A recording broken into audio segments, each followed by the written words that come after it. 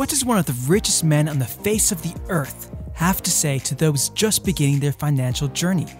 In today's video, we're going to lay down 7 valuable pieces of advice that Bill Gates, co-founder of Microsoft and incredible philanthropist, has for young people who have a goal of becoming rich. Now make sure to watch advice number 6, as this has the potential to change your life. Alright, let's not waste any more time. Get ready to take some notes. Number 1. Become aware of the needs that exist in the world and work on solving them. The key point there is you've got to enjoy what you do every day. And for me, that's working with very smart people.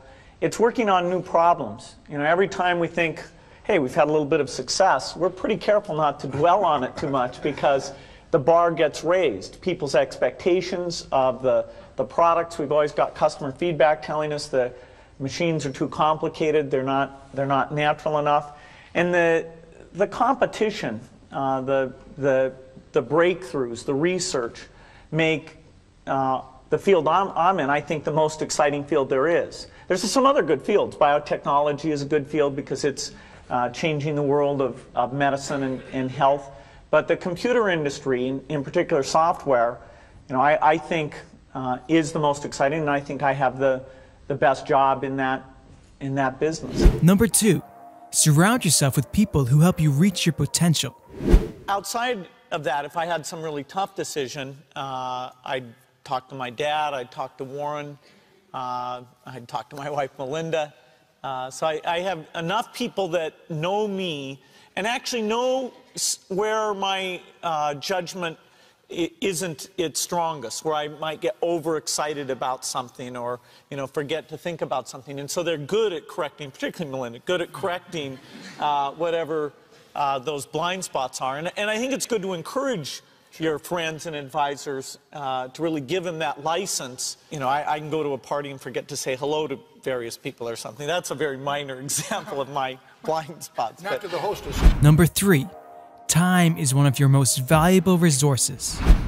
I think the key resource you have to deal with is your time and how you spend time. And I'm pretty rigorous at looking back each year. I even get my friend Steve Ballmer to come in and look at my schedule and criticize, hey, you didn't really need to spend time on this or that. And that's pretty useful because, you know, if I can get more time to sit down with the engineers, if I can get more time to get out with some customers, those are the things I just love to do. And, you know, it just gets me excited, it clears my mind, and so, you know, I'm always trying to make sure that I'm only doing the things that are important. Number 4. Learn how to concentrate and why to concentrate on education. Well, education is essentially a social construct. It's not that the universities have secret knowledge that only they have available. You know, I took, these numbers won't make any sense anymore, but the hardest freshman math class was called Math 55. I assume it's not called that anymore. But it was a group of it was a group of 80 people whose personal positioning was they were the best person at math that they had ever met. So there were 79 frauds. One person who really was the best at math. The guy who came in first in the class is a lawyer in New York now.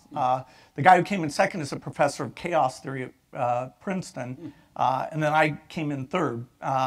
So I knew, okay, math, geez, that's interesting. Anyway, I didn't take Physics 55, but I read the Feynman book. And so if you're motivated, seriously, you don't have to take a course. The Feynman book, if you're hardcore, just read the Feynman book, do the problems.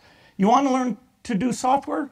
Read The Art of Computer Programming. Good luck doing the problems, but you know, anyone that's rated 30 or harder is like super hard to do. And so a MOOC, in a sense, doesn't change what counts.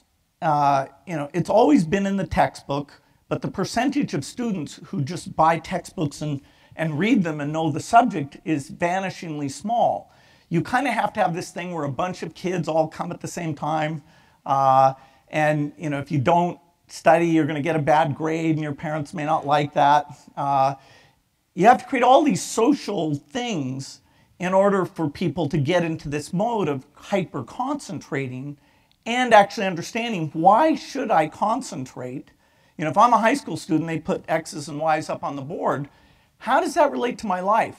Now, if you understood that being good at math lets you get a good job, travel the world, you might say, okay, it does relate to me, but that's a very indirect thing, and the kind of discipline to care about that, to concentrate, that's what's missing.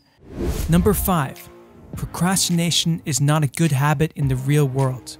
I had one habit that I developed when I was at college that was actually a very bad habit, which was I like to show people that I didn't do any work and that I didn't go to classes and I didn't care. And then at the very last minute, like 2 days before the test, I'd get serious about it.